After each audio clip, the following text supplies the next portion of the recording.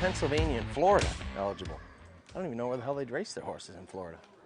Pennsylvania and Florida eligible. Stay Hungry Colt out of a McCardle mare. Now that mare, she's been a busy girl.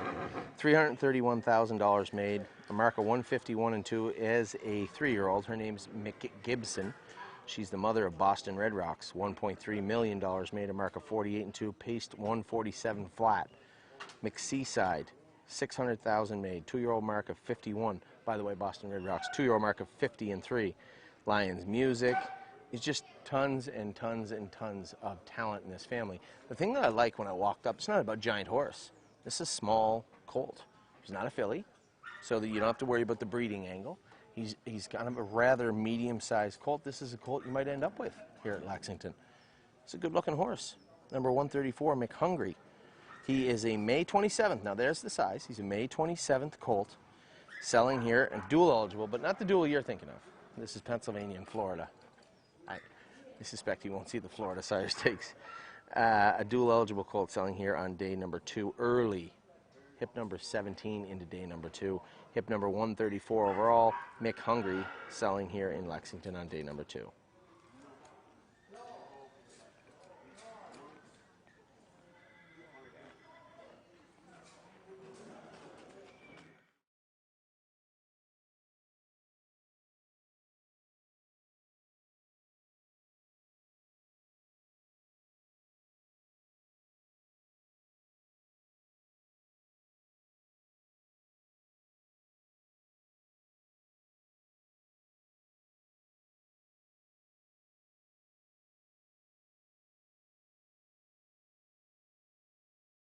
Hey, Rob? Rob, that's the Captain Corey there.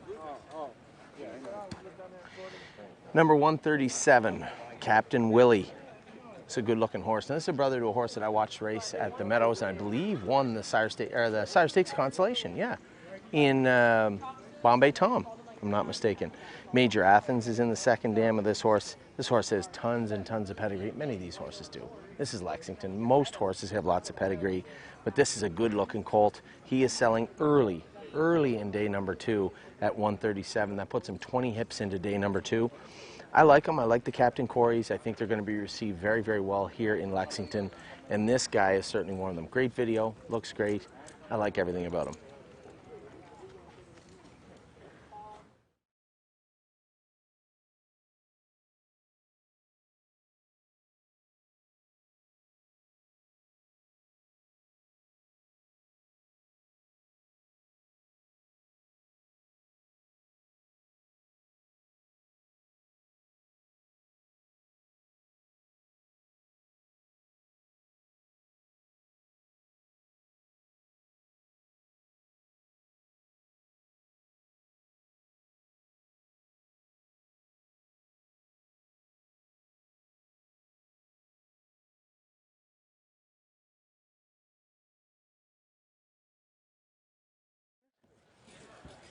What time? When's day 1 over? When's it over? Yeah, what's the last hip on day 1? 117. Yeah, that's what I thought. Ready? Number 140, Make Me Blush Hanover. This is a filly, March 16th filly. She is a big girl. She is out of an American Ideal, sister to Western Fame and Sylvia Hanover. You know, I told you guys the Captain Treacherous is sometimes toe in. This one does not. Maybe a hair right front, but she looks very, very good out here walking around. Very quiet, relaxed, a beautiful head on her. She's a good-looking filly. So as we look through the sale, I come over here to Hanover, and I forgot that Mark Lowy is now running Hanover. Mark's a really good guy, and actually, for those of you who don't know Mark, pretty unassuming, nice guy, knows a lot about horses, and he was the guy that actually put us on to originally going to look at Time Is On My Side. So standing around here, we're going to look at every horse, I believe, at Hanover. We came here to look at a couple. We're leaving with a view of all of them. But number 140, Make Me Blush Hanover. Good looking filly here on day 2, early in day 2 at Hanover.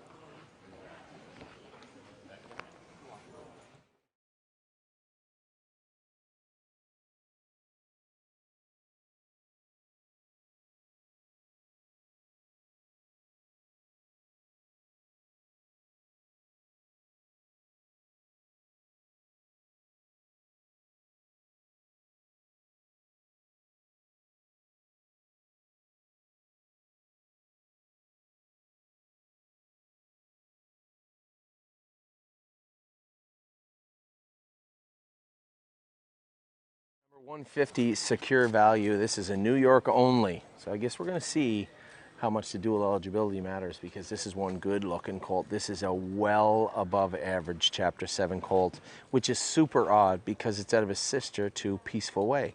Peaceful Way was a midget. Chapter 7 was a midget. Do you ever see the movie Twins?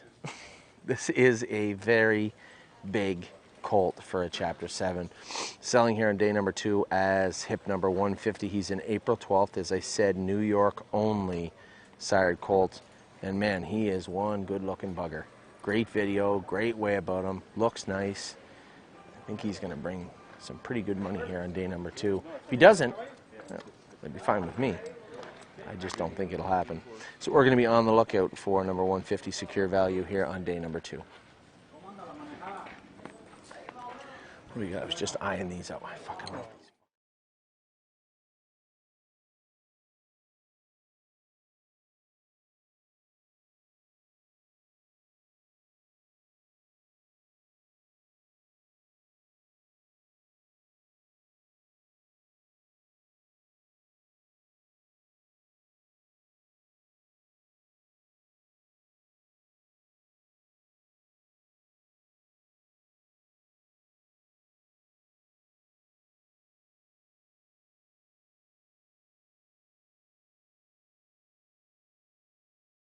Number 160, we're over here at Blue Chip Farms. We're looking at a green Manalishi. This is number 160, Aster Blue Chip. First foal from a Chapter 7 mare. Pretty young family, right? Second crop green Manalishi. First foal from this mare. The second dam Yalta, Hanover Head, Fashion Forever, Perfect Alliance, World at War Dio. These are all really, really nice horses. Third dam had Ursa Hanover. This is a really, really top family, top to bottom, and a good-looking horse. Definitely a horse we'd be looking for Ontario. Number 160, Aster Blue Chip, a February 5th colt. Filly. This is a filly. Yeah. This is a filly that's going to be selling early in day number 2 here in Lexington. Man, she looks really nice. Her video's nice. She looks nice out in the walking ring here. Can you walk her down for me, sir? And this is her green Manalishi filly, February 5th, as I said. Foal, selling early on day number 2.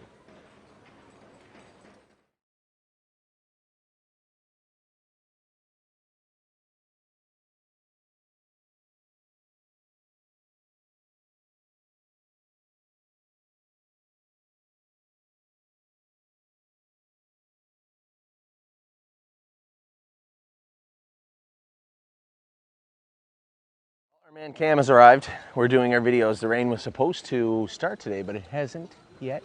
It's actually a little overcast, but it's a nice day here in Lexington. I'm going to start today with a horse early in day number 2. Quality Prayer. This is a tactical landing, dual eligible filly. New Jersey and Kentucky eligible. Now there's a ton, you may look at this and say, geez, I know these names, but I can't place them. This is all French blood, right? D Farm is Jean-Pierre Dubois. The mare herself made $2 million. I love you. Qualita Bourbon. She's throwing Taste of Bourbon. And if you look a little further down, Fabulous Wood. This horse, he has a couple of horses in this sale, or Harrisburg. No, it must be the sale, because I didn't look at Harrisburg yet. So Quality Prayer, very odd horse. Good looking filly. First and foremost, good looking filly. Looks nice. Nice head on her, nice body on her, really nice video. Probably bring a lot of money. I'm surprised she's not day 1, actually. But number 171, Quality Prayer, is definitely a horse we want to have. It's a little odd. He has so much strong blood and backed into day 2. Maybe it's for a reason. Can you walk her down for me? Sure. Great body, put together well. Can't really ask for much more than you're going to find in this filly right here. Number 171, Quality Prayer, selling on day number 2 in Lexington.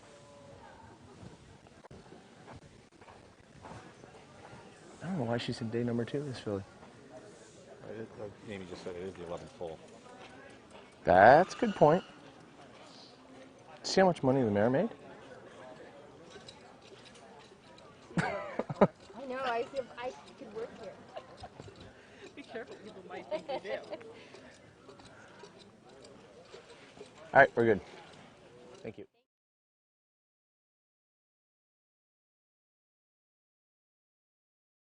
Better's wishes are intriguing to me. I don't know how they're going to be received. The first year they were a little cold. Now, last year I hadn't driven any. I drove one for Tim and a couple other ones, and I thought they raced very well, both of them. So I was a little interested. This right here is a big, strong, good-looking Better's Wish colt, but he's not a colt. He's a Ridgeling, this guy. So number 178, Watchfire, dual eligible, April 11th colt. He's a big colt, big for Better's Wish also. The second dam, world champion, American Jewel. She's thrown a very, very good filly in odds on Platinum and a very good horse in U.S. Captain. In the third dam, you have Luck Be With You. I drove that horse. I drove Luck Be With You a couple of times. I was a 49 winner at Mohawk with this horse. He made $1.5 million by Western Ideal. This is a loaded pedigree and a good-looking horse. Our way in with this guy, potentially Better's Wish, but most definitely as a Ridgeling. I'm very, very interested in this horse. This horse actually, I'm intrigued with 178. This is a horse that most definitely could come home with us, and I'll be watching very, very close on day number 2. I like number 178, and his name is Watchfire.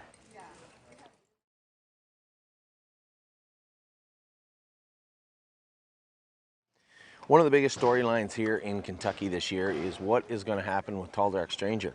He did not have a great season as a 2-year-old. Now you can have the pundits saying, oh, you know, turn the page on them, he's just not going to be a good sire. You can have other people saying, hey, Better's Delight didn't have a great crop his first year as a sire also. You can go through all this stuff. Green Shoe didn't. They rebounded somewhat. Tactical Landing, again, they rebounded somewhat. What's going to happen with Tall Dark Stranger? I'll tell you why. Because there's a lot of people that are going to turn the page that aren't going to be looking at or buying Tall Dark Strangers, which opens the door for possibilities. Right? When you look at a horse like Kissin' in the Dark, number 234, here's a Kentucky, Pennsylvania filly. There's a Tall Dark Stranger filly out of You Gonna Kiss Me or Not. That mare made $1.5 million and took a mark of 149.3 and was iron tough when she was racing. Hasn't thrown much herself in 3 foals. Always Be Mickey is her half-brother. Let me see, he's an Always Be, yeah, half-brother. So now you have 2 world champions on the immediate family of this pedigree. First, the mare is a world champion, and Always Be Mickey, obviously a world champion in the second dam. This mare should not be attainable. This filly should not be touchable. But given everything that's going on with Tall Dark Stranger, is she? I have no idea. Well, we're going to find out early in day number 2. No. Through the start of day number 2, number 234, Kissin' in the Dark, a very, very interesting prospect. I want to see this filly go through the ring. I'm very interested to see what's going to happen with her. You know, as we talk about, there's more to the sales than just buying racehorses. The residual broodmare value on this horse would be substantial also. So I'm very interested to see what's going to take place here with number 234, Kissin' in the Dark.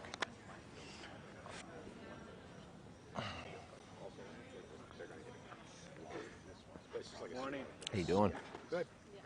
Yeah.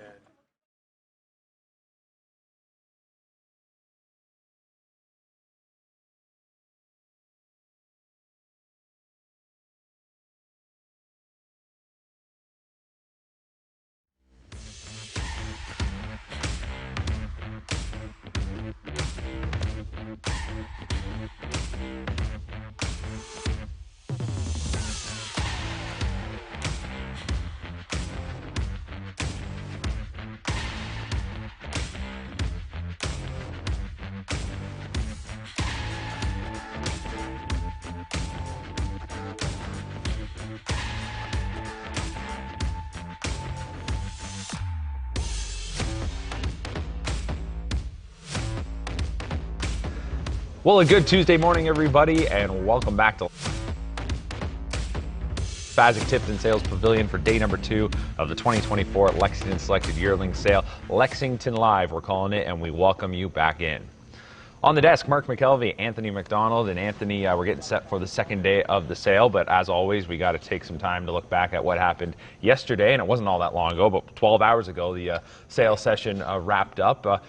Fireworks as we expected, a lot of money being spent, some big tickets being signed, and you mentioned you trying to be active on the first night and ended up being very active, 6 purchases. Yep. We'll go kind of horse by horse here in a second, but Yep. first of all, your assessment of the night, and were you a little surprised with how many you brought home? I was. You guys had hung around for the first part of the sale and saw, how close we were. Yeah, exactly. Never even got my hand up for number 1 and number 7, and I really thought there was a couple of horses we'd shots at that we weren't close. You and I both were a mile away On our picks, and you know what's funny is I couldn't. This shows you how many people are watching, and we're right on the ball. As soon as it was 106 went through and brought like 625, right away I got a message from an individual who said, "Wow, you have good taste." Another person said, "Wow, you were way off." And I'm getting tagged on Facebook, Instagram, and Twitter, and I'm sitting here going, "Well, we're just trying here. We're just trying." People don't realize. It sounds silly because it's so much money. Yeah. But people don't realize the only difference between us buying a horse and not being able to buy a horse is 1 or 2 bidders that just want the horse more. Right, yeah. And that sounds. Somebody said to me, "Well, how could you say a horse was worth? What did we say? 160 was the top end. How could you say a horse is worth that and it went for 600? Well, because 2 other people didn't care, I guess. They wanted. Or that maybe horse. maybe what I saw in the horse, they did not see in the horse. They thought there was something else, and it's personal preference, and it's so weird because for everyday working people that go to a job every day, it is really hard to quantify what takes place 100%, in a sale yes, sometimes. But when you're here with clients and trying to buy a horse, it's like you're in a different world sometimes, and then for us, we have to wake up and go back to reality. I have to be responsible for what we do, and I think when you look at who we purchased last night, I think it was a job well done, to be honest, to be able to acquire what we did. And it was so weird, and this is why it is so important to price every single horse. This is why I believe that value is the best way to do it, is because I can come prepared. Even though we weren't close on any of the horses that we priced last night, for the most part, there was lots of horses we did very well at. Hey, John, how you doing? How are you? Very good. Very good. Come on the show, John. I'm good. So You never know who will stroll by. yeah, There you go. Well, it could be John Campbell, it could be an Amishman. We have both sides of the spectrum right there in horse racing. We do. Right? So, but when it comes to the horses, you never know. And I was extremely happy with all 6 we bought. But if you had said to me, these are the 6 you are going to acquire tonight, I don't think I would have. I don't think I would have believed you. Well, you mentioned about some people have more bullets than others, and others just don't care. They really want that horse, whatever the price is, whatever it takes. We were walking around a little earlier this morning. We ran into Luke Blay, and he's got one of the richest owners in the game behind him in determination. They just got 1 horse last night, and I mean, they could have bought any of those horses, really. Sure But you talk about staying within your means or staying to your plan. They only got 1. The stable got 6. Let's start with the first one, number 11, Hanger 1. What did we hang around ourselves until hip 7, I think we were hoping, and then we turned the cameras off, and then I come back 10 minutes later and you bought 2 horses. But hip 11 was a green shoe colt, and we did a quick video. I think it might have got posted last night talking about 11 and 12, but there weren't many green shoes selling last night, and you got the very first one. Yeah, you and I talked about storylines yesterday, how it was going to play out. Our what's going to happen at the sale. We talked about Tall Dark Stranger. We talked about Chimpanzee. Green Shoe was obviously a horse you talk about too. He was a horse that came with such high expectations 2 years ago. Hadn't really lived up to them. Now, quietly this year, he really did. And people didn't give him enough credence. And, I ran into the Penskes last night because they have Go Dog Go. Now, Go Dog Go I knew because we were watching our colt race, Memento Mori, his first or second start in Lexington this year, and he fanned out way across the track, like 8 wide coming out of the turn, and a horse just kind of got up and got by him and won the race. That was Go Dog Go. So for our clients out there that watch our races, I'm very familiar with Go Dog Go. He's a very nice horse, and I know that they touted him very highly. Now, one of the other things we look for, talking about weighs in, embryo transfer, right? You see a lot more of that in the industry now, especially with the high-powered mares going through the sales and whatnot. Hanger 1 is an embryo dual eligible colt. Now, as I said, the green shoes aren't highly sought after. I really, in my own mind, I don't know who the best one was or wasn't, but I think Go Dog Go would have to be one of them. So if you're going to buy a full brother to a green shoe, that would be a good place to start. So I think Hanger One, to me, I just thought was such a nice horse. And then if you just isolate the first dam and say, geez, you know, the first foal, I believe it was the first foal, if I'm not mistaken, it was. So if you're saying, well, the first foal was Go Dog Go, that's a full brother, that's a great start. Well, okay, now you can start looking further down the page. Yep. You just have Mission Brief and Tactical Landing in the second dam. You're not going to find a more high-power pedigree, but for some reason this horse hung out, and really we weren't bidding against a lot of people here. It may have been us against a sales company, if the truth be told.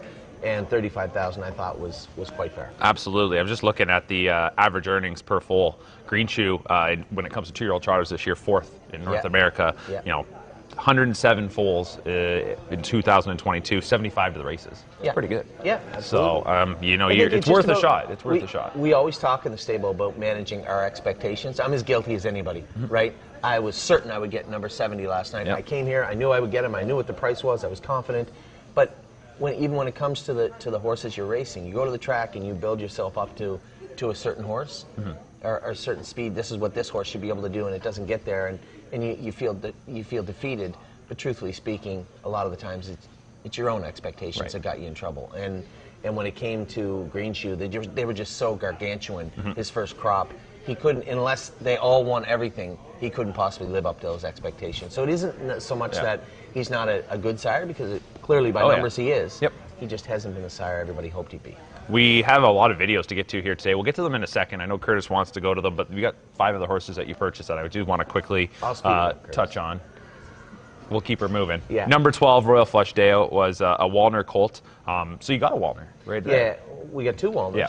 And this Walner in particular, I just thought there was 0% chance we would get him. As sure as I was that we would get our pacer, I was equally sure we would not be able to afford this horse. I just thought, like, there's the number I had for the horse. I thought he was going to go for a lot of money. He's coming in. Here's a new mare. Princess Dio, is that the mare that Ben Bergeron had?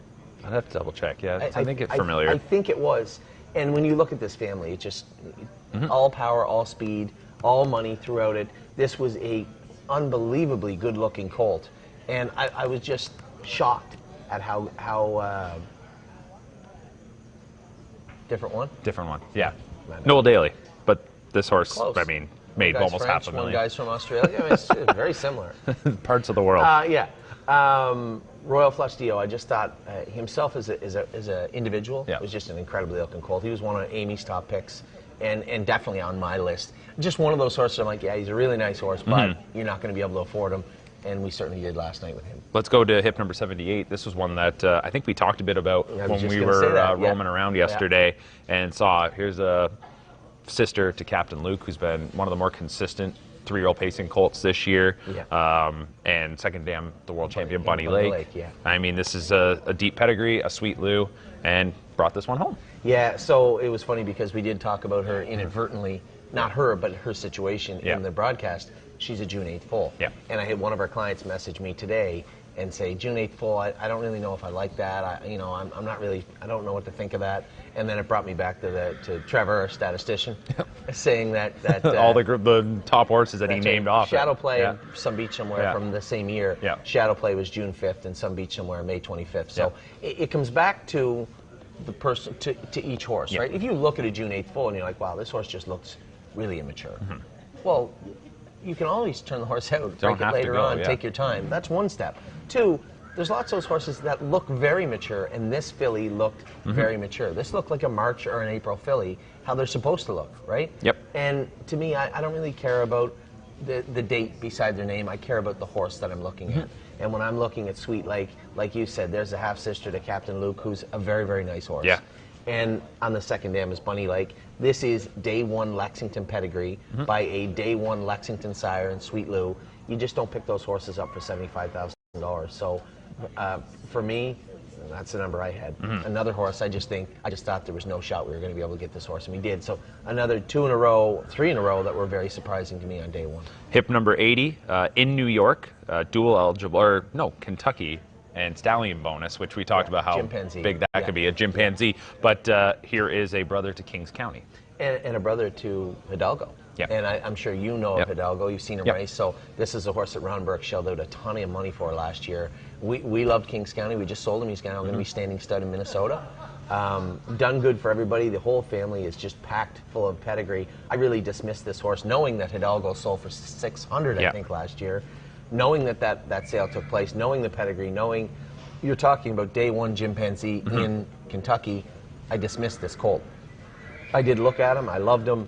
But quite frankly, you have no idea. You want to talk about crazy things that happen in a sale? We literally were seconds from getting this horse for $25,000 last night. And obviously there was a lot of people waiting and looking and waiting and looking. And that I think it was Irv Miller, but I can't be certain. Somebody against the glass jumped in and bid 30. And then we went 32, 35, 37, all the way to 72. And the entire time, no one around us was disappointed. We were all a little bit in awe that we were pretty sure we were about to get this horse for whatever number it went for.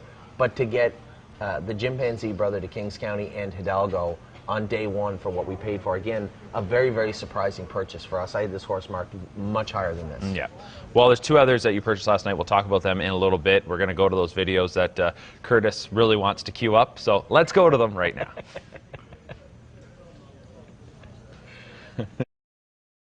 Is a Chapter 7. This is a big Chapter 7. Chapter 7, February 17th foal from Yalta, Hanover. Now, we just looked at the very same, a little younger portion of this family, because this right here is the 13th foal. 12 foals, 10 winners, Fashion Forever, Perfect Alliance, World at War, Dio, all these horses in here. It's a very, very good family. But the thing that I like most about this colt, he's a big Chapter 7. You don't say those two words together very often. Yukon Dio is a very big colt, and only New York and New Jersey development. We're not really worried about that one, but New York eligible. So no Kentucky on this guy also. It's a very good horse selling in the middle of day 2. I like him. I like everything about Yukon Dio, so we'll see what happens with him as we move into day number 2, but he is one good-looking colt. Yukon Dio selling as number 235, day 2 in Lexington. Can you walk him down for me, sir? Good-looking bugger. Look at him looking at you.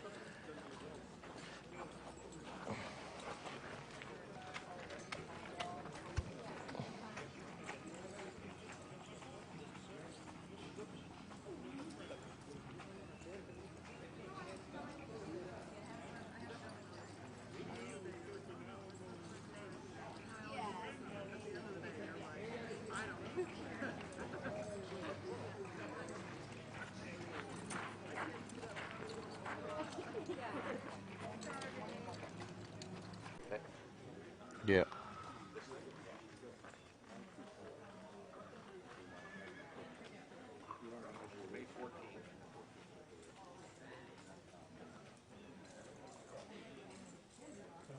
This head-on is not really a head-on. Oh, that's what I'm wondering. No, it's not bad. That would be a value horse. I don't. Yeah. Ready? Now, number 246. We can't look at all the best horses in the sale, the ones that are going to bring a fortune, and I can tell you how we can buy one of them. We will buy one of them. But who's going to make up the rest of our buckets? There's an interesting horse here. Number 246, a Propulsion filly. This is a New Jersey and Kentucky eligible at a Jules in Hawk. Made $500,000, a credit winner mare of the market 51-4. And she threw Foolish Games, made $56,000. Not really that much to talk about, but the update is in the second foal. That is Our Charm, now with a mark of 53-2, 2 wins and $150,000 made this year. So her full sister has made 150 and taken a mark of 53 as a 2-year-old. Really, really nice family here and a really, really nice filly here. Now, how is Propulsion going to be received the second season in Kentucky? I have no idea. It's a good-looking filly, medium-sized filly. She's going to grow up to be a nice chunk of a mare.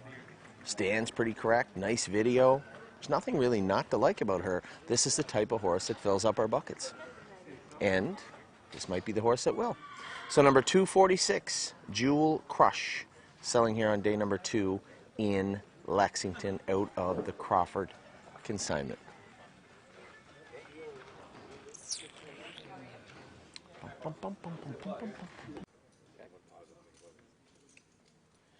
Number 248, All Yankee. This is a Pennsylvania only eligible bay colt by Always Be Mickey out of a betting line. That's right, a betting line mare who's a sister to the mother of Caviar Alley. So obviously all these Hanover horses.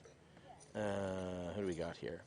All Speed Hanover is in there. Well, no, mostly Caviar Alley is in there. American Cocoa. The thing I liked about this colt was his video. Well, two things. When I was looking through the sale, I looked at his video. I looked at the fact that where he was placed, middle of the second day, and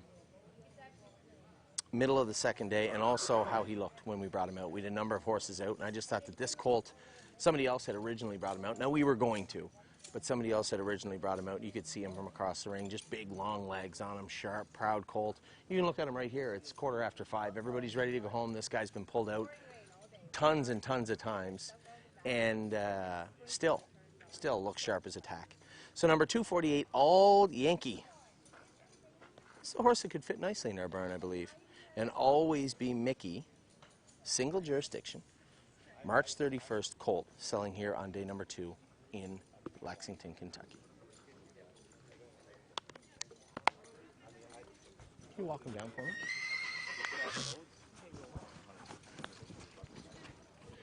Oh, I got bond. I'm just a bond boy.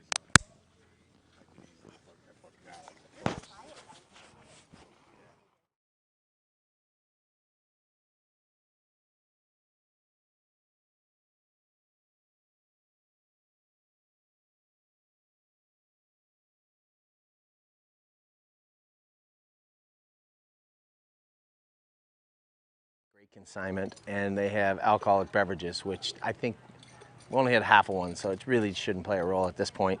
But Andy Station is a good-looking horse. This is a tactical landing, dual eligible, May 14th colt out of a Cantab Hall mare. That mare, Allswell Hanover, and she is a sister to Aunt Mel. You see Anoka Hanover in that family. Very, very strong family, and a very, very good-looking colt. This is the second one we've seen here that looks amazing. Number 249, Andy Station. Can you walk him down for me? Put together really, really well, and he was sharp as a tack when he came out here. See, a lot of the times they get here, and then around this time of the day, they've been pulled out 7, 8, 9 times. They get a little cranky, right? You got to drag them around. Not this guy. He is sharp as a tack. What a good-looking colt this is. So dual eligible, New Jersey, Kentucky. May 14th colt, a giant for May 14th. This is Andy Station selling on day 2 in Lexington. Should have actually made a video of the other horse. I forgot to do that. Didn't. Yeah. What's that? 250. Last horse we're looking at here at Spring Station. This is number 250, Atta Station. Addie Station? Atta Station? This is a really, really good-looking filly. She's a March 4th filly. First foal from a well-said mare, and that well-said mare is a sister to Nijinsky and Alexa Sky. Extremely strong family. Underneath, Pedro Hanover's down in the 3rd dam also. Paparazzi Hanover. This is a strong family. Really, really like this filly. Amy was the one that just one of Amy's top picks. She's well built. She's not a big filly, but she's very, very well built. Really, really stocky. Had a really nice video and a really nice way about her. So number 250, Atta Station. Can you walk her down? Definitely caught Amy's eye, and definitely caught my eye also. Just a beautiful filly selling here at Spring Station Bloodstock. What do we got here? March 4th. I think I covered it all. A good looking filly.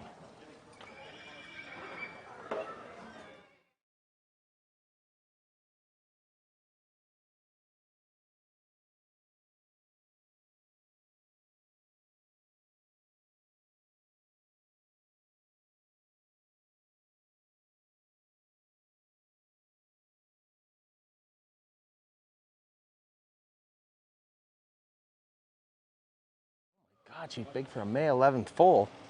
This is a May 11th Poppy Rob Hanover filly, and she is a 3/4 sister to Atlas Hanover. I'd love to tell you, yeah, he made 300 for us. No, he didn't make that much for us. He made a little bit for us, and then we sold him. There's a funny story about Atlas. We lost him in a claimer a year and a half ago. I think it was 40 or 50 or something. And Jason actually claimed him back himself for 12 about a month ago, and they've raced him twice. I won both times, and once at Delaware and once at Scioto in 51, and he looked very, very good. This is an incredibly good family. You know, I like the filly. I would love, you know, for our high-end pacer, I would be more than happy to bring this filly home with us. But truthfully speaking, this is a Poppy Rob Hanover filly, sister to Atlas Hanover, who was a good horse, but in the second dam you have Western Fame and Sylvia Hanover, who were better horses. So an extremely strong family line here in Amira Hanover. This filly is in the heart of day number 2, but quite frankly could be easily day number 1. Her only dig is the Captain Treacherous trait, a tiny bit towed in, but I don't think that's going to be a big deal. She moves nice in her video. She looks very, very nice in person, and just a real, real good looking filly. Number 251, a May 11th, Poppy Rob Hanover filly, sister to Atlas Hanover. Her name is Amira Hanover.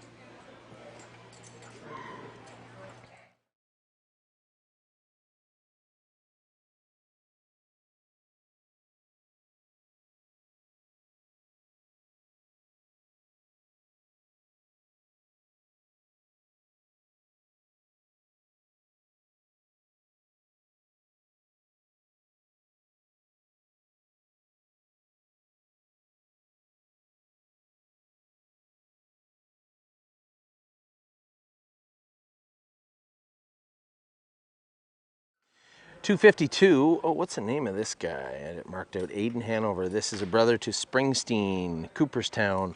The second dam is a dam of Art Major. This is a good looking colt. And the one thing I noticed when I started looking at the catalog was, I didn't get through all the foals because some of them they don't show racing, but here are the 4 that they show, the brothers. One's a Rock and Roll Hanover that made 814,000. One's a 4-star Shark that made 651. One's a betting line, that one only made 87. And then you have an Artistic Fella here at the bottom. I dare say that this is a substantial upgrade in pedigree. Now that's not to say that it's an upgrade in a horse, because Springsteen and Cooperstown were both very, very good horses. New York and Kentucky eligible, Huntsville Colt, February 15th. And man, what a good looking colt this is. He is really well put together. Can you walk him down, dear? What a good looking colt. You know, it's hard. Sometimes you say, oh, they're not day 1. You must get a, maybe there's a discount to be found there, but there really isn't. There's going to be a lot of strength and a lot of power. We looked at a lot of very, very, very good horses selling on day 2, and even in day 3 that I know will bring close to, if not over, 6 figures. And I hope Aiden Hanover, for our sake, isn't one of them. I'd love to bring him home, but he very well may be. Number 252, Aiden Hanover, selling on day 2 here in Lexington, Kentucky. These videos, don't you think? Especially not now. Number 256, Arella Hanover. Captain Corey, as Amy said, a little smaller filly, but she is a good looking filly, and this is, let me see, I want to make sure I get this right. First foal from a Yankee Glide mare. How could it be a first, how is it a first foal from a Yankee Glide mare, Mark? They find her wandering in the rainforest? How could it be the first foal from a Yankee Glide mare? I know. And there's like 5 mares. Was she abducted as a child? I mean, there's like 5 mares under the second dam that all Yeah, produce. yeah, good mares. This is a good family. CRK Susie, Dover Dan, Sierra Excalibur on the bottom. There's a 2-year-old Tactical that's got 56 in the change now. Oh yeah, no, but you're looking way, you're deep, you're digging deep. Contractual concept. 100%. She's a 2-year-old this year. Yeah, no, but I mean, it's hidden in the pedigree. See, that's the breeder speak. Now, Arella Hanover, very nice filly though, very correct. I really, you know, I'm so happy. I told you, hey, Mark, we got 5 mares in foal to Captain Corey this year. Wait till you see the call. And we're going to need, will we get like a 5 mare discount next year from the? Maybe 10. I'm just saying, it'd be nice. You're going to get the same discount this year you got? Maybe twice as much. Number 256, Arella Hanover, a Captain Corey filly. She's a pretty little thing. Amy likes her more every time she looks at her. Number 256, Arella Hanover, a April 27th, Captain Corey filly out of a Yankee Glide. That's right, I said first foal from a Yankee Glide mare, selling here on day number 2. She's on the wrong day. Number 2, she's not a day 2 filly. It's a good filly.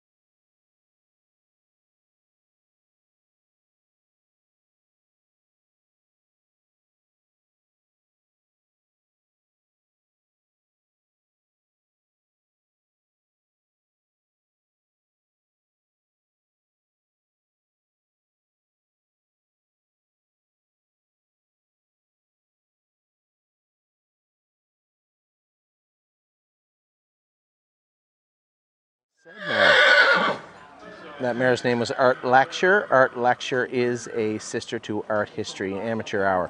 And I love about this pedigree, you go all the way down to the 4th dam, and you have Philos Hanover, Panther Hanover, Ace of Pace in the 3rd dam, 2nd dam, Art History. Tons of money, tons of speed, scattered all over this page. And this is one good-looking sharp colt. Number 259, as I said, selling on day number 2 from Spring Station. He is, as I said, a Captain Treacherous colt. He's one good-looking colt. Can you walk him down for me, dude? Just walk him somewhere.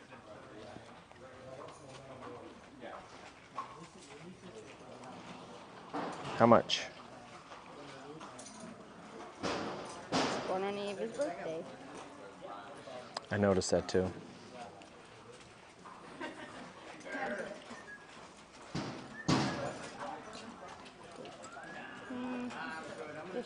$54.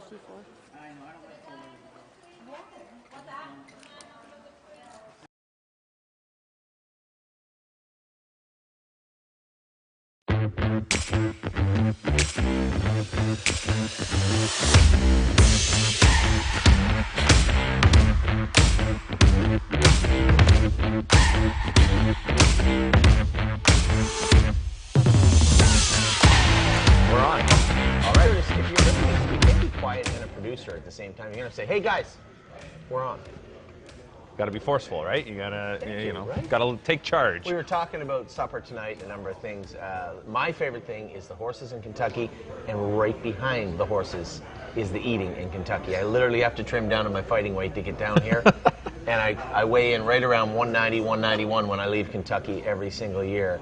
And but it's my favorite thing. Amy knows this. If we go anywhere to race, I can tell you what restaurant we're going to before we get in the car. I said yesterday to somebody, I think it was one of our crew, I said to Cam, we should start like a food blog on these journeys, Mike right? Latessa and I were going to make a video when we were down here. I can tell you right now, right? You have Tony's, you have Malone's, you have what's the place that James loves? Carson's. Carson's, yeah. We're going to J. Alexander's tonight.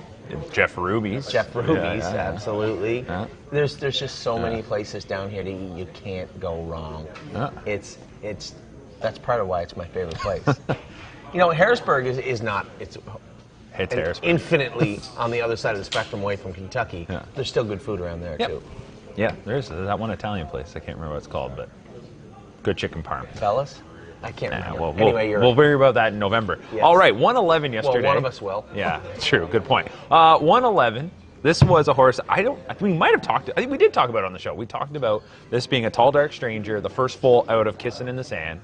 We said, would the connections of Kissin' in the Sand and Tall, Dark Stranger are the same? Would they not come back and just buy this one? Yep. And it's going to the stable instead. 72,000. This just has to be. I think it was 72, but whatever it was, around there. No, you're right. 100%. Yes. 72. So is that not a case of people kind of jumping off the Tall Dark Stranger bandwagon?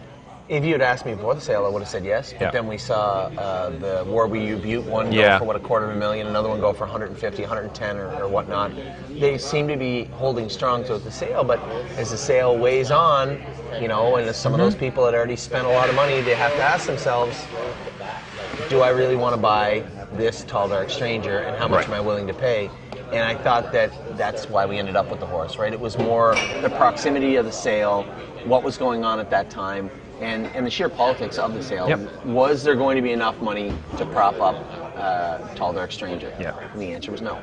Not for the first night anyway, because this is a $200,000 or $300,000 pedigree attached to a $200,000 or $300,000 colt. He was a beautiful colt, and for him to go for 72 was surprising. I would say last night for me, and it's hard to surprise me at a sale.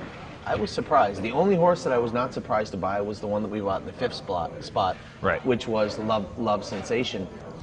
I had this filly marked a little bit higher than what we paid for, but again, I was being very frugal with my markings. These markings were made at Kentuckiana. This filly's got a great pedigree. She is a Walner. She is dual eligible. So that number there was probably silly at the time. Right. But that's what I was super happy to get her for, and we actually got her for less. So of all the sales last night, of all the horses we bought, the only one that I could have even remotely guessed was number 102. And I love the filly. Yep. That was not shocking. All the other ones were unbelievably surprising, every single one of them. All right, well, that recaps the 6 that you bought yesterday. We've been showing videos of some of the horses that are going to sell today.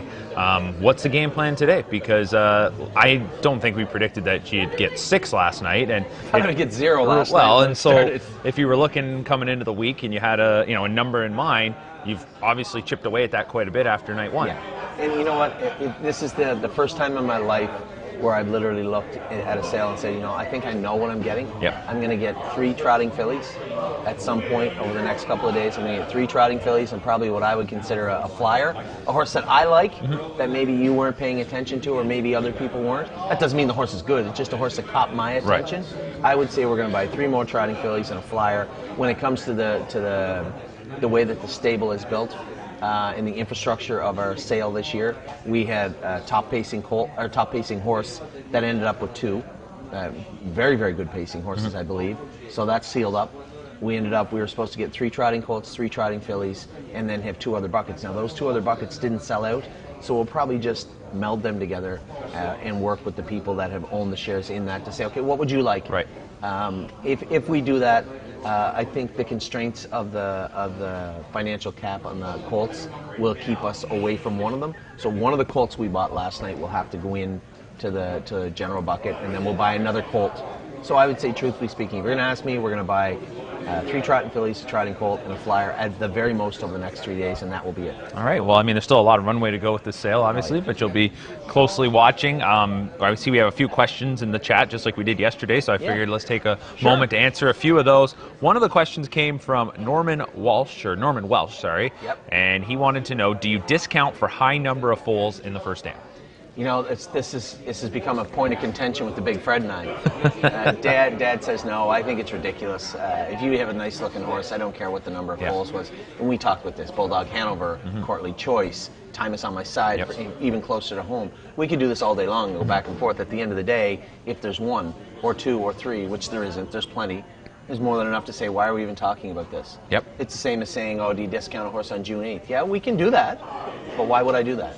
I'm looking at the horse. If you show me a 14th foal and it doesn't look like a nice horse, then I'm going to discount that horse. Yeah. But if it's bouncing around the sale ring and looks good and looks sharp and has a nice video, then who cares what number they are in there? That's kind of my take. I'm sure there's much smarter people than me that can give you the analytics associated to ages, but to me personally, Norman, it doesn't matter in the least. All right, another comment came in from Robert, not really a question, more a comment, just talking about a horse selling today, Hip 171. He says, the best of 2 worlds, the U.S. and French. It's a tactical landing, it's a French mare, a ton of European success on the maternal line. I think that's pretty intriguing, and the one thing about the Lexington sale, you get a lot of European buyers. You have a lot of people visiting and here, so I would imagine this horse has been looked at quite a bit. Yeah, I just put fireworks on this horse. He's going to bring a lot of money. There's a number of these French-blood horses all throughout day 2 and 3 and 4, and I would be surprised if we didn't end up with one of them. There's a couple that I really, really like that are coming up in the next couple of days, and it's interesting. You see, the politics of horse racing. You see the book. We talked yesterday about the French book being opened up for the first time in half a century to let tactical landing in. You've never, ever seen that before. No. And now you see some of the French mares coming over here with Jean-Pierre Dubois' outfit, D-Farm. They're selling some horses here, too, that look very, very interesting. And the odd thing is, when you look at the videos of the European horses, they don't look like North American horses. They got a different, they got a heavy course build to them. They got a different way of moving almost. It's a different look, and it's very, very intriguing. Yeah, well, it'll be something to track all day long. And again, we talked yesterday about one of the new stallions in Calgary Games. So there's kind of those storylines weaving through days 2, 3, and 4 that we'll be tracking, as we said. Just a shout out to everybody else that's been leaving us comments. I know a couple people wanted to know if there was a Tim Hortons nearby. No, there's just a ton of Starbucks. But Come on. right by the hotel, actually. I saw it there this morning. I took a walk a block over to grab for the cruise. So it was Curtis. No, Curtis went. But. Yeah. Curtis, do we have more videos we have to go to? Okay, Curtis says we have lots of videos. Why don't we go to some of those? We'll come back and wrap up because we're actually going to have to cut things a little short today. The Breeders' Crown charity auction, raising money for a great cause, a lot of charities is going to be happening. And our great Cujo Entertainment crew is actually going to help them with that coverage. So we'll bring that to you in a little bit. But you mentioned the charity auction. There's some stallion, it's breedings, not shares. There's a breeding that is selling today. you're expecting, because it's for charity and you got a lot of big players here, they'll bring quite a bit of money, but you took a peek at least. Yeah, it was funny. I tell the story all the time. The first crop of Walner, I bought the charity breeding, and this is before Walner was Walner. Yeah. And I paid $17,000 for it, and I had a Donato Hanover mare that I was going to breed the Walner. Well, I was going to breed Walner to, and by the end of the sale, this Amish gentleman come up and offered to buy the trotting mare for a very fair amount of money. So I sold the trotting mare, and now I didn't have a use for the Walner breeding. I just put it on gate, and I actually sold it for $16,000. I'm the only human being on planet Earth to lose money on Walner. Me, right here. So yes, it's cool though. Yeah. The charity auction. We do have we have a number of mares now. We don't really televise it all the time because we're going to keep them. This isn't a project for us to sell horses, but Right. we have like 12 brood mares right now, and you know, if one of these stallions are going cheap, which they won't, No, like everything else, we're going to watch. absolutely. There's a Muscle Hill, Sweet Lou, Tactical Landing, Walner, Chapter 7, Confederate, down by the seaside in Carl. The Confederate might be interesting, but again, I he's didn't got a know- lot of support behind him here. And Yeah, for sure. Right. You might know also, Carl. I didn't know that he was publicly I didn't either. offered as a stallion. Like, Yeah. I don't know what the stud fee is going to be, or this. And it is for the 2025 season. It does say so. I mean, I guess is he Carl's double? breeding. Well, that's the thing. And I thought I'd heard rumors about they maybe hope to keep racing them and try and go to Europe at some point. But you never know. So well, that'll be interesting to see. It's a charity breeding today for me anyway. So All right, let's go to some of more of those videos. We'll come back and wrap up in just a little bit. ready? I told you guys earlier, we're always looking for horses that kind of catch my eye, right? Horses that are kind of fillers for what we would call buckets, but horses that would fit very, very well in the barn. This is a beautiful, beautiful filly, dual eligible, Pennsylvania and Kentucky. Rain or Shine is her name. She's a Stay Hungry. That's right, she's a pacer, and a really, really good-looking filly. We've looked at a number of Stay Hungries over the year. We had one, Stay Special. She was tough. She wasn't a killer, but she was tough. And this filly is built perfect, really racy looking, great video.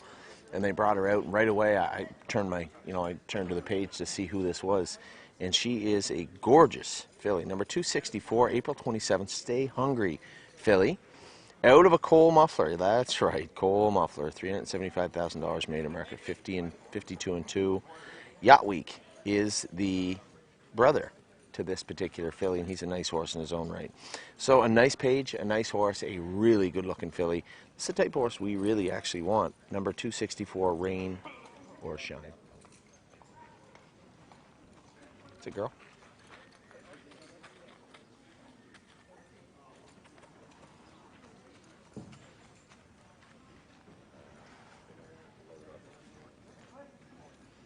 They went every other year, Stay Hungry, Captain Treacherous. Oh, yeah? Yeah. Captain Treacherous 2-year-old didn't race. It's a nice horse.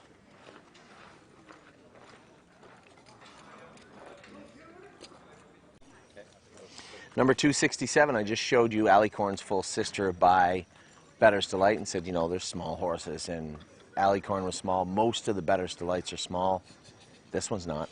267, Naughty Beauty, is a Better's Delight out of a Sun Beach somewhere mare. That mare, Beauty on the Beach, made $500,000, took a mark of 51 as a 2-year-old, and she is a sister to Precocious Beauty herself. Made $838, and through Tall Dark Stranger made $2 million.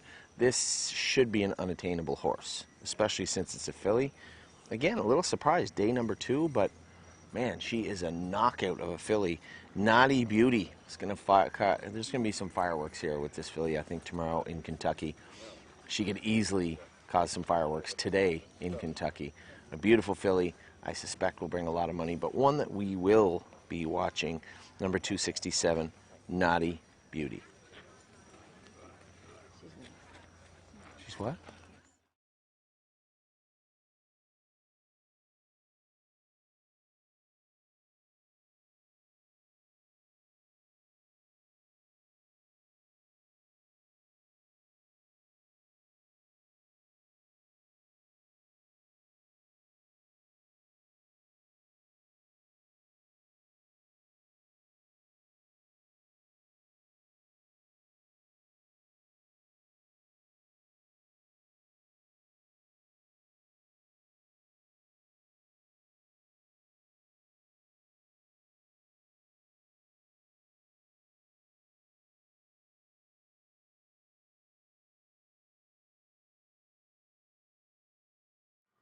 We're here at View Car looking at a number of horses, and this filly was one of my top picks in the sale.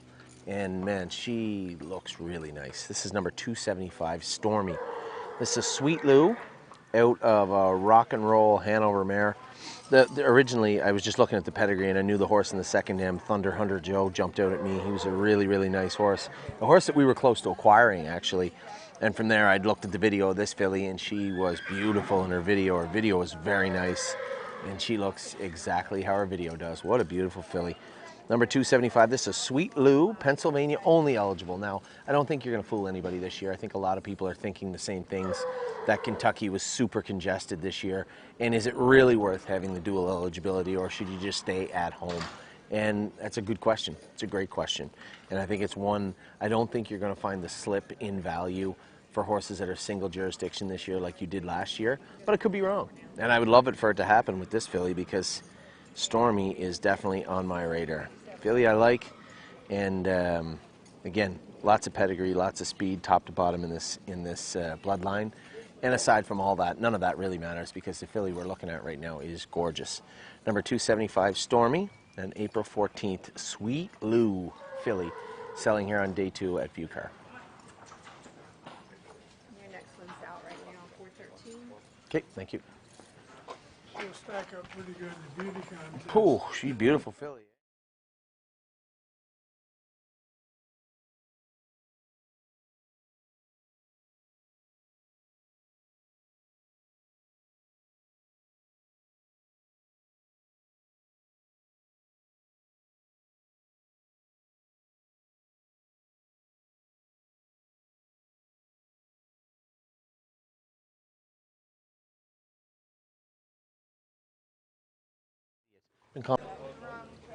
Number 281, what's this thing's name? Don't Ask Again. This is Pickpocket Sister by Captain Corey. It's hard to believe. The Captain Corys I saw were kind of bulkier and taller and darker. This horse looks exactly like Pickpocket, like a twin. And that's hard to believe. So Don't Ask Again is a April 3rd sister to Pickpocket. Now, Pickpocket's family is very strong, as you know. He had a pretty good career himself. What did he end up making? Old picker. 192,000 US. Don't Ask for More, the brother, was a pretty good colt too. 78,000 made in America, 54. And then, of course, you get to the second dam, you have Moneymaker, who is obviously the dam of international money himself. So a strong family, a good-looking filly, and again, the first two were colts. This prenuptial is a filly also by muscle. I don't know what she's throwing. A dam of Hush Money, 2-year-old, 56. So, geez, lots of money.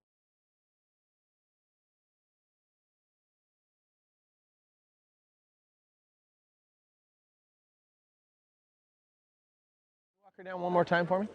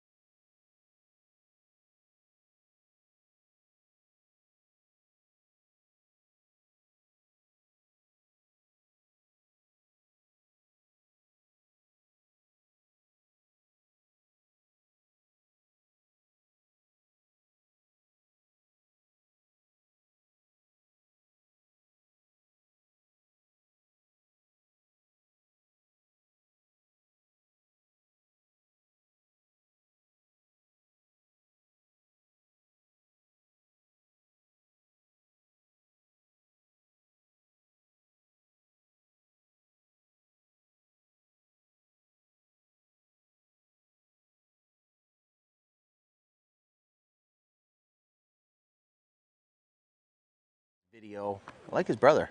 I really like everything about him, and I like where he's at in the sale, 307. Sometimes later in day number 2, people start to, almost seems like people start to snooze a little bit. If we get lucky and really pick our spots with some of these horses, I believe we can come home with some horses that are really going to do us some good. I would love to walk out of here with Captain Doolittle number 307. Not really sure we can. Maybe a lot of people looking at this guy also, but you never know. Captain Doolittle might be a horse for us.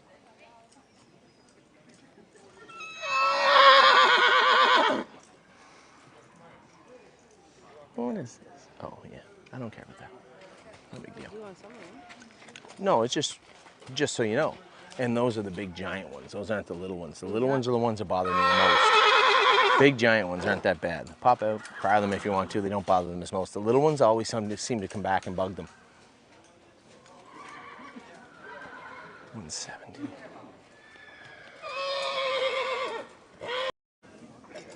Seven Rules. This is a New York, Maryland. So New York filly. This is a filly, and she is a March 29th filly out of an Angus Hall mare. Hello, Angus Hall mare.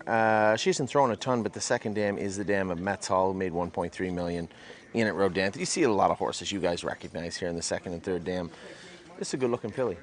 I would say, at very least, average. I would stop, maybe hesitate at saying. I would stop at saying maybe above average, because she's not, but right on the average of Chapter 7. Sharp head on her, nice video, put together really, really well. I kind of like everything about this filly, number 319, 7 Rules. Can you walk her down for me?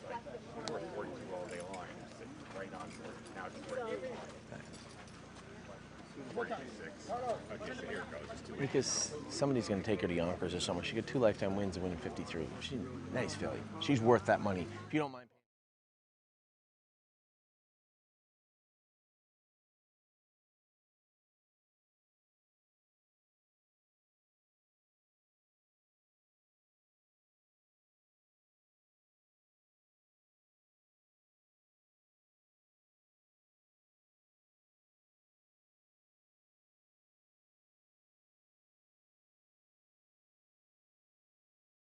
Filly. How many foals does this mare have? 4 for 4? 4 foals, 4 winners. Magical Beliefs, Mercutio, Princess Jackie, and Stravinsky. Now, interesting thing, Princess Jackie, the 2-year-old green shoes, got 160,000 made in 4 wins, which would make her one of the best green shoes, I think, going. This is the bar hopping sister. She is a good looking filly. I liked her video when I first saw her. I like her page also. You see a lot of fresh blood. The youngest horse in this entire family is doing really, really well this year. She's put together well. She's got long pasturings. Like I said, it's just not anything not to like about her. I'm not really sure what people are going to do with the bar hoppings this year. I suspect we're going to bring 2, maybe 3 of them home with us. And I certainly wouldn't mind Intisar Mill. I'm saying this wrong. Intisar Mill. Intisar Mill. I certainly wouldn't mind this being one of them. She's a really good looking filly, put together nice video, and looks really good in person. I like this filly quite a bit. Number 329 selling on day number 2, I believe, Intisar Mill.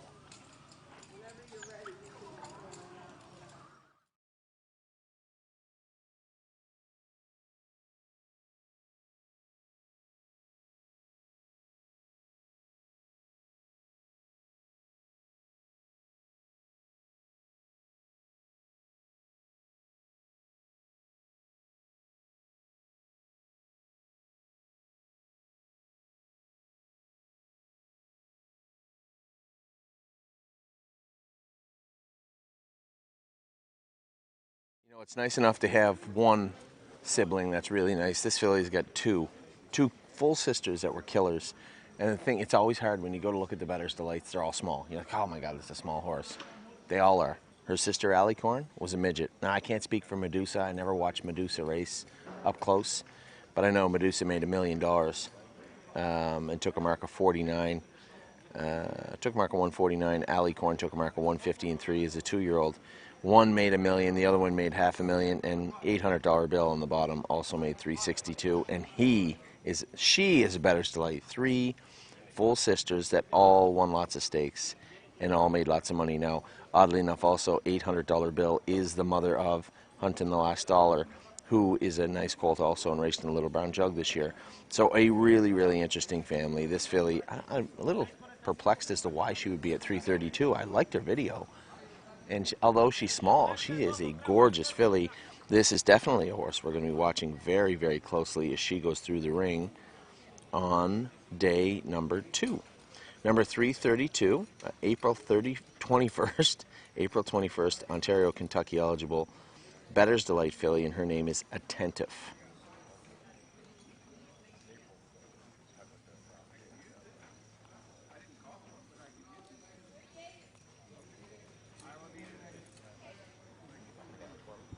Thank you.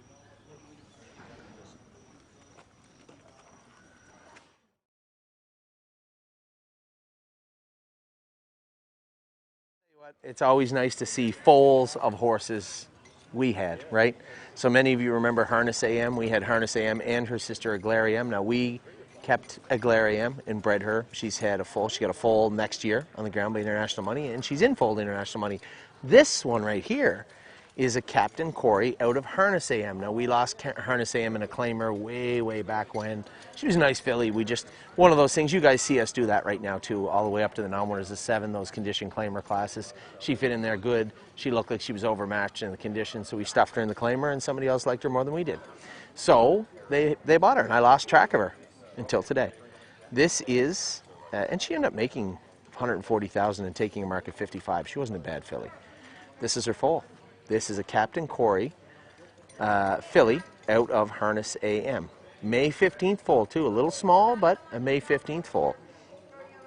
Good looking filly, and of course, I love Captain Corey's. It wouldn't bother me at all if we bought a whole bunch of them this year. We have our mares in foal to them, and they look like nice horses, and this is no exception. Handle Station, number 340, selling on day 2. This is a Captain Corey out of Harness AM, and she is a good looking filly. Can you walk her for me, dear? Can you walk her a little bit? It's a May 15th foal too, Rob.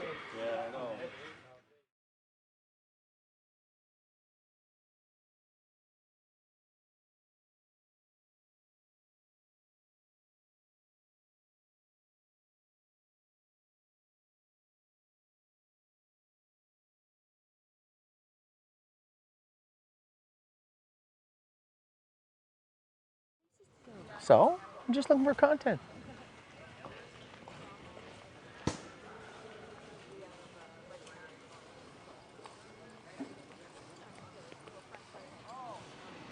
I saw this filly coming from a mile away. This was one of my favorite horses to watch. Her video was nice. Her body was like, you know, and I make fun. We always say chestnut, but they are pretty horses. And number 344, Heart 42. This is a single eligible Kentucky and Stallion bonus chimpanzee filly. Now the chimpanzees, like Chapter 7, a lot of them were kind of small and still are small. Any other videos you look at from us from this sale, you're probably going to see smaller fillies. This is not a small filly. This is a medium filly that's going to end up being a very, very big filly. The second dam, this is all European blood from D Farm. All interesting, because you don't know any of the names, but you can see they all won races and they all made money.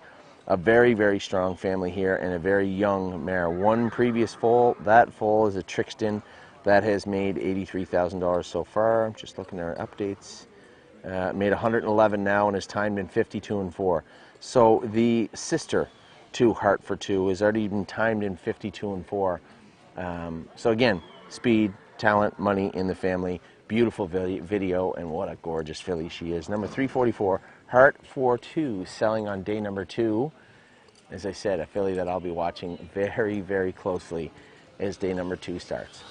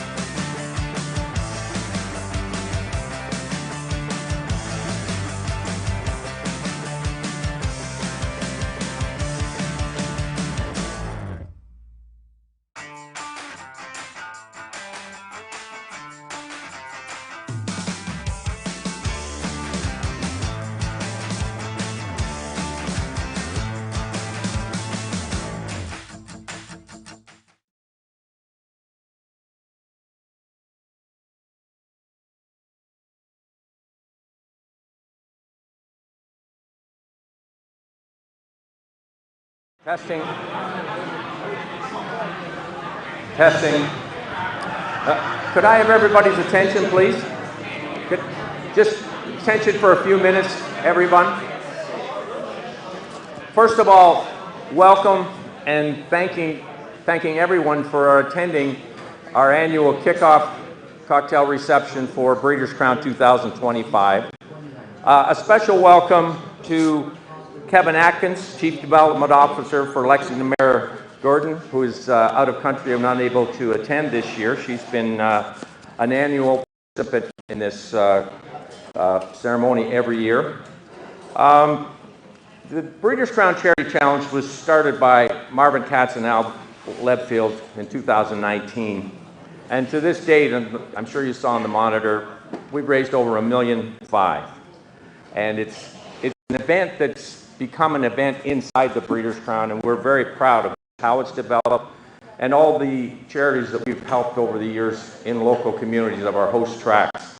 And certainly our host tracks, the Meadowlands, Woodbine and Mohawk, and Hoosier are a huge part of the success of the Breeders' Crown Charity Challenge. For this year, again, Marvin Katz and Adam Bowden have been the driving force behind the whole initiative, and any success that we are achieving, it goes directly to Adam and Marvin for that success. I'll just have to thank a few people, certainly Lexington Select Sale, who sponsor the reception here today, and in particular David Reed and Bruce Brinkerhoff, Emily Gaskin, Jessica and Otten, who put together the charity race, which we had to cancel, but they certainly did all the workload to have it ready to go. Certainly all the people that have donated breedings that we're going to auction off here in a few minutes, that's a driving force and has been to the success of the Charity Challenge over the years. And if you look at the roster of stallions we have here, it's the best of the best. All of the industry participants that are the drivers, trainers, owners who are part of the teams, the teams that were scheduled to run in the charity race that had to be rained out. You know, we can't thank these people enough for helping us out with that. And certainly our host track, the Meadowlands, Jeff Grohl and Jason Settlemore. This is definitely an industry-wide initiative, and the industry support for this over these 6 years has been incredible. We can't thank you all enough for that. And with that, everybody enjoy themselves. I certainly hope whoever gets a breeding out of today comes up with a world champion. And with that, I'll turn it over to Jessica Ott.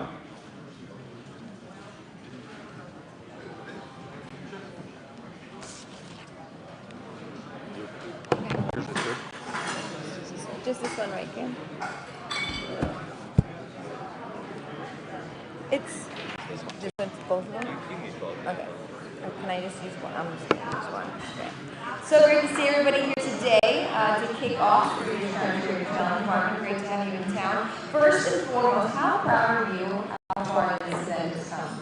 I said it a few moments ago that I couldn't have imagined it reaching this level and selling this amount of money. It's beyond my imagination. We started out, I thought it was something that we had to do. The industry had to find a way to enhance the Breeders' Crown experience. We had to create a vehicle that allowed us to give back to the communities that we were visiting annually as the Breeders' Crown event moved from location to location.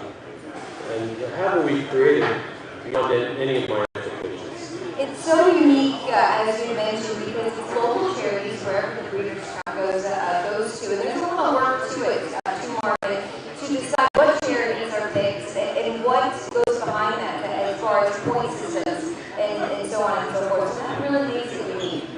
Yes, it's a year-round, at this point, it's a year-round endeavor. It takes a great deal of time. We start a week or two after the Breeders' Crown is over, and there's discussions, meetings, and so forth. But what has really evolved is that we've expanded it instead of just the charity auction, which we started out with, and the presentation to the charities. We've now had the charity race, which we've had for several years. This year, we have the Children's Day at the Meadowlands, which has been tremendously well received. And now we've expanded the footprint to have the online activity. And I was asking Jessica, at this point, this year alone, we've had over 600,000 hits at the Meadowlands. Think about that. Our industry is so poorly advertised that in this one event we've accomplished 600,000 hits already. And that is getting our message and our industry in front of people that never happened before. It's great. It is truly great. 4 great charities locally to the Meadowlands, the HBC of the Bronx, as well as the YMCA right there. Encourage Kids, and a new one in New Jersey, New Jersey Union. So it's all different, and it gives back so many different local charities that reach beyond. Yes. And it's been that way from the very beginning. And numerous charities have benefited, and that's one of the beauties of it. And it's primarily non-equine, which I'm quite happy about as well. But it emphasizes the point of giving back to the community outside of the racetrack, outside of our industry as well. Yes, we're supposed to have a foot race on Saturday due to weather we have in Kansas. So we do want to make sure we acknowledge the people that were going to help put that on. It was part of Kids Ski. Lucas Swollen, Scott's here on the top card. So we want to thank them for their donations to make this trip as big as possible today. Yes, Lucas, Scotty Zeron, Tom McCarthy, Carter Pinsky, are any of them here? Don't see them. Yes, they had volunteered to participate in this year's event. Of course, unfortunately got rained out. There were also a number of ladies who were going to be their partners as well. I understand that Jenna, Jessica's sister, and Scotty were the 1-to-9 favorite in the urban line, but that remains to be seen. Yeah, we won't find out. Right. I'd like to ask if I could bring up a couple of people. I want to, Nancy Tackman, who's sitting over there, and Tony Alanya. I saw Tony a moment. Are they here? Tony, are you here still? He's hiding somewhere. Nancy, come up here. I'm asking these people to come up because the very, very first phone call I ever made were to these two people, Nancy Tacker and Tony Alanya. And God bless them, they said yes immediately. They have said yes every year that we've had this event, and they deserve to be acknowledged. They've been the staunchest of supporters. Nancy, say a few words. I don't know if you want me to say, but I think it's very important that we utilize horse racing. Expose it to people that usually don't have, the exposure to it, and understand that we love our racehorses. The horses love to do their job, and just, that we can give back to, the communities around us that, we take a lot of their space sometimes, and for them to really understand that this is a really good industry and it's important. You're up, Tony. Now you're on the spot. Yeah, basically without, when Marvin approached me, it's hard to say no to Marvin, so with what he does for the industry and the things that he puts out there, we were more than happy to be involved in it, to help out. So, we've been involved since the beginning, and we're happy to do it, and anything we can do to, promote our industry and show people, like Nancy said, that, we're more than just a business that's taking, we're also giving back, and, we want people to know that in the community that, we're there to help as well.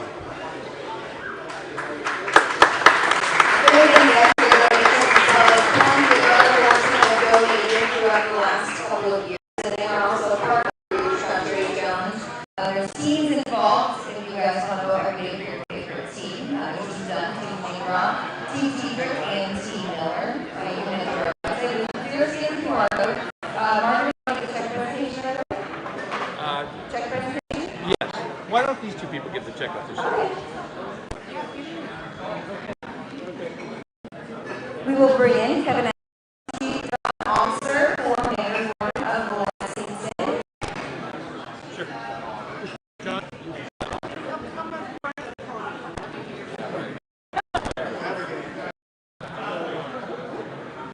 The recipient this year is University of Chicago.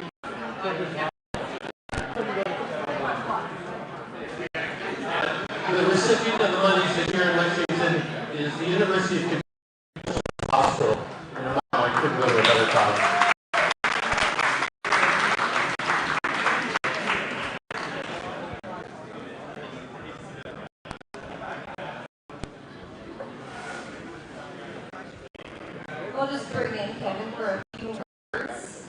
welcome.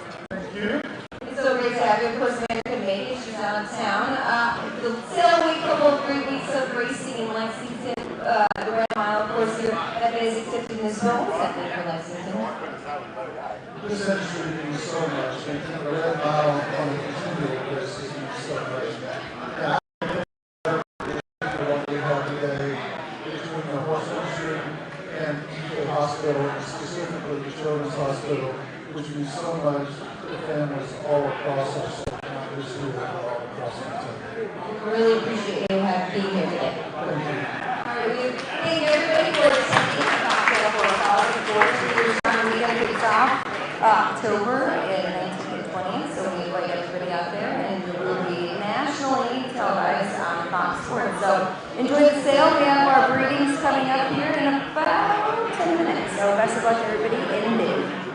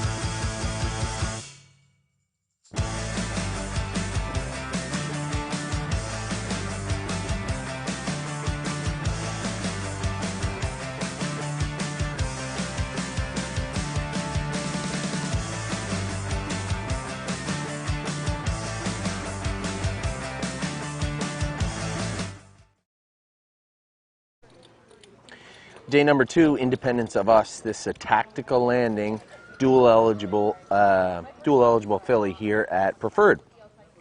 Again, one of these D farms, all French blood. What a good looking filly. What a giant of an animal. This one is. So this is a first foal from Moretti Cashmere, made $78,000. The second dam, again, the dam of Taste of Bourbon, Fabulous Wood. They have a number of these mares, obviously the same pedigrees. Amy, it's that little rough on that left hind ankle and right front ankle. Listen, a lot of times in the paddocks, these horses are going to get banged up a little bit. But other times, they have OCDs removed. But I think this horse is just probably banged up a little bit in the paddock. So number 348, Independence of Us. Good looking filly, nice video, gigantic animal. Man, she's big. Eligible in New Jersey and Kentucky, so that would be the place for her. Can you walk her down for me, sir? What a good looking filly this is.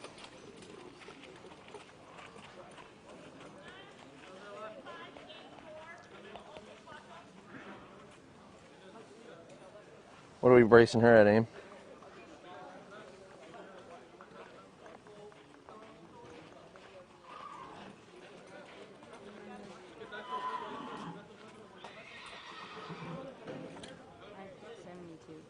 $65. Good call. Great, thank you very much. Number 349, Infallible. Interesting also. We talk about what's going on with the sale this year. Perfect Sting. What are we going to do with Perfect Sting? New Jersey's, you know, aside from Lazarus, hasn't had a lot of sires in New Jersey. We haven't had a lot of sires in New Jersey for the last little while, and this horse actually is a nice, well, was a nice horse. He was a 148-1 winner. Just a very, very good racehorse. And the most interesting thing about Infallible, the second dam is the dam of If I Can Dream and Western Terror. Now, I didn't know until right now that those were brothers. Pretty nice family. One horse made $1.9 million, the other made $1.1. Both are sires. Both very nice horses. And then in the third dam, another world champion in Delinquent Account herself. So this horse is loaded with pedigree. Now, Perfect Sting, I would imagine, would dominate as a pacing sire in New Jersey. I can't think of who else other than Lazarus he'd be up against, but he got a pretty good book of mares. And the New Jersey program, as far as staking, is pretty strong. it's always been one of those weird things where, you know, a couple of years ago they had 2-3 horses in the Sire Stakes events there, and although there's more now and they're a little more competitive, I believe Perfect Sting is probably going to dominate that market this year. So this is one of those horses. One of those horses, very, very interesting looking horse, number 349, Infallible. Really, really good looking filly, put together well, good head on her, great video, just a really nice horse. So horse we will be interested in, number 349, the March 8th foal, New Jersey, only eligible, Infallible.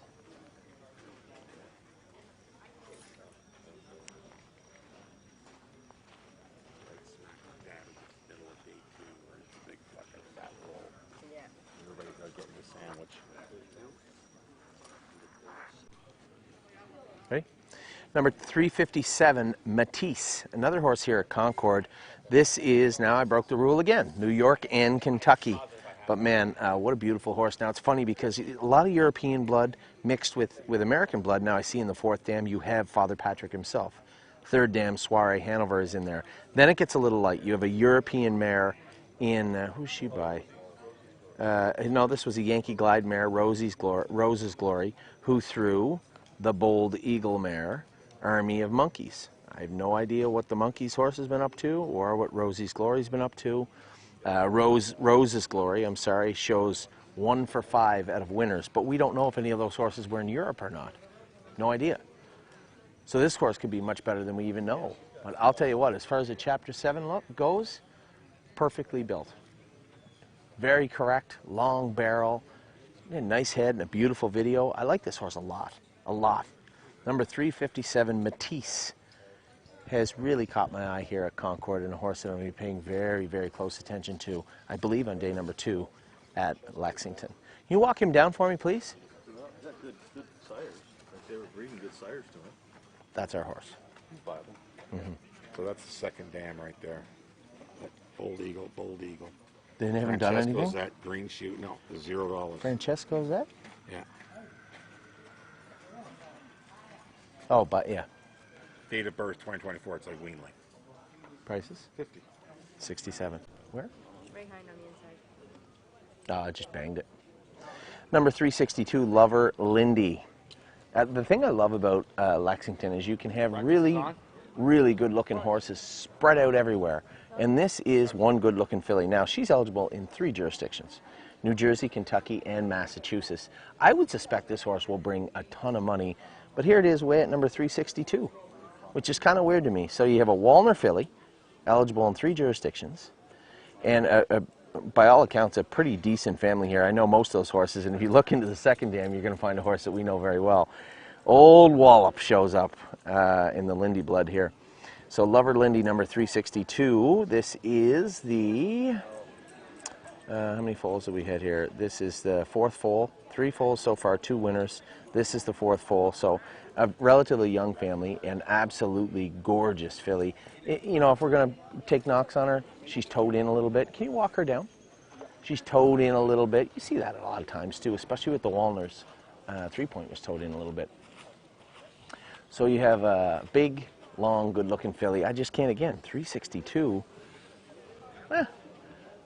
She's going to definitely have some excitement on day number 3. I don't think we're going to be able to pick this filly up very cheap if we do.